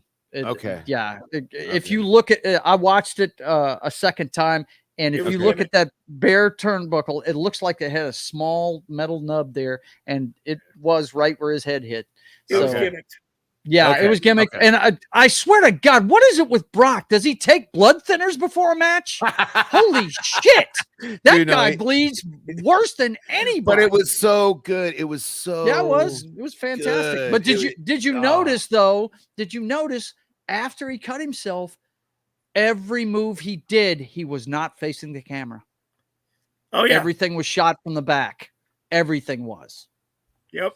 I mean, his face was crimson, man. Dude, just Cody's chest. Yeah. So, covered in blood. It was ridiculous. So you're saying that you think the blood was an accident and that's why they were shooting? No, that's not what I'm saying. You're overthinking it. I'm saying they made a production decision before. This was gimmicked. They knew about it. And it was for the crowd. They really didn't want to have that on TV too much. But he bled way more than he was supposed to. Yeah, I mean, like so much. Didn't they give him? Didn't he have a freaking towel at one point? At the end of the match, they threw him a towel. No, he was a full-on Crimson Mask. At the end. He was amazing. But I'm just saying there was a story earlier on Wrestle Talk that they were talking about banning blood in their shows, and I thought it was kind of funny that when he did cut himself, you saw it initially in the corner camera. And then after that, every move he did, the F5, everything, his back was to the camera. Yeah. His face was away from it. Yep. Let me ask you this. Okay. So why is it? It's like one extreme or the other. So you've got AEW with assholes like John Moxley, who you can literally set your time. You can set your watch to every time he wrestles, he's bleeding. He's gonna bleed. Ridiculous. Yeah. Which is fucking. Which I hate that blood. Well, that's John's stick, though. It's the whole. No. That's not a good shtick. Then that's cheap. That's like getting pops from cussing. So you see this right here. You see this man here. Who's this man? Acknowledge him. I don't have to acknowledge him, Danny. No matter how much you try to get me to, I don't have to. I acknowledge this guy. Everybody is best match ever involved blood. Everybody can have the best there is, the best there was, and the best there ever will be. Everybody is allowed their favorite wrestler. fine. I agree. Of course, I would never disagree with that. But Bret Hart is arguably, I'll give you that, arguably the best. This is like doing my show on Wednesdays with Knock. Every conversation goes back to Star Wars. Every one of them does. With you, it's Bret Hart. Everything goes back to Bret Hart. We're sitting here talking about not Roman Reigns, but we're talking about Brock Lesnar, Cody Rhodes, the hottest thing in wrestling, and we're talking about and all of a sudden we're talking about a Canadian wrestler from 20 years ago. Okay, you know why? Because Bret Hart knew when to use color and when not to use color. Color, for those of you who don't know, is blood, and it's an effective crimson. Yeah, it's an effective storytelling device, right? As we call it in the business, the juice. Yeah, but when you have someone like a John Moxley, like I'm sorry, man, I used to like him. How about a Cody Rhodes? I hate to tell you this, but he's one of the ones that loves to blade himself too. Okay? Yeah, but did he? But I hate to break it to you. No. I know, but he does it when he's of the school of Bret Hart. He does it when it advances the story. He doesn't do it every fucking match like John Moxley. That's my point. I feel like AEW is way too liberal with blood. They are. Yeah. I feel like AEW is way too liberal. I'm just messing with you. I agree with you on that. They do. Yeah. They do. Yeah. Mm-hmm. Like, I don't need to see somebody busted open on every episode of Dynamite. I don't. No. Not on a weekly basis on television. Yeah. When Brock does it in a pay-per-view, that's putting the story forward. Shit. That MJF versus Daniel Bryan Iron Man match. Yes, let there be blood. Yes, absolutely. Let there be blood. But random Orange Cassidy match to open Dynamite. By the way, Orange Cassidy once again opening Dynamite. I'm sick of hearing Jane at the top. Jane. So I love the song, but I'm sick of hearing it at the start of every fucking episode. They're getting in the card. They're getting their money's worth. Is what's going on there. Just put Orange Cassidy deeper in the card, mix it up a little bit. I already know that I could skip the first 15 minutes of Dynamite if I don't feel like watching an Orange Cassidy match. And I like Orange Cassidy. I'm not like Jim Cornette. I like But they're beating him to death. They're beating the dead horse. Yes, they are. Mm-hmm. So a really funny joke, which you guys probably won't think is funny, again, from What Culture. Simon Miller goes, and Orange Cassidy defends his international, like... right. Yeah. Mm-hmm. Because they are. So the tournament starts this week, boys and girls. Which is weird that they announced that there's going to be a SmackDown portion of that. Yeah, no, I am so. Because I thought that title was exclusive to Raw. What happens if the SmackDown guy wins it? Yeah, see, this is. Yeah. Sorry to interrupt, but we got to go, guys. Oh, bye. 53. Yeah, no, I guess we got to go now. We got to go. So live long and I hope you all have a wonderful weekend. Get ready for the consolation prize tournament. Woohoo!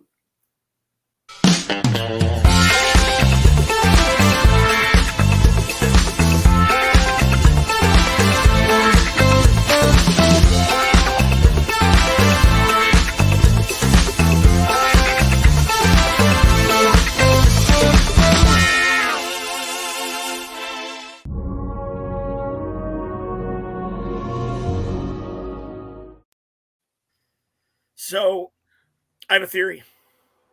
You have a theory? Yeah, I have a theory. Yeah. I didn't get to talk about this on the air, but no, I'm sorry, man. Maybe we can we we're still live. It says we're still are live. We? It says we cool. are. We shouldn't be.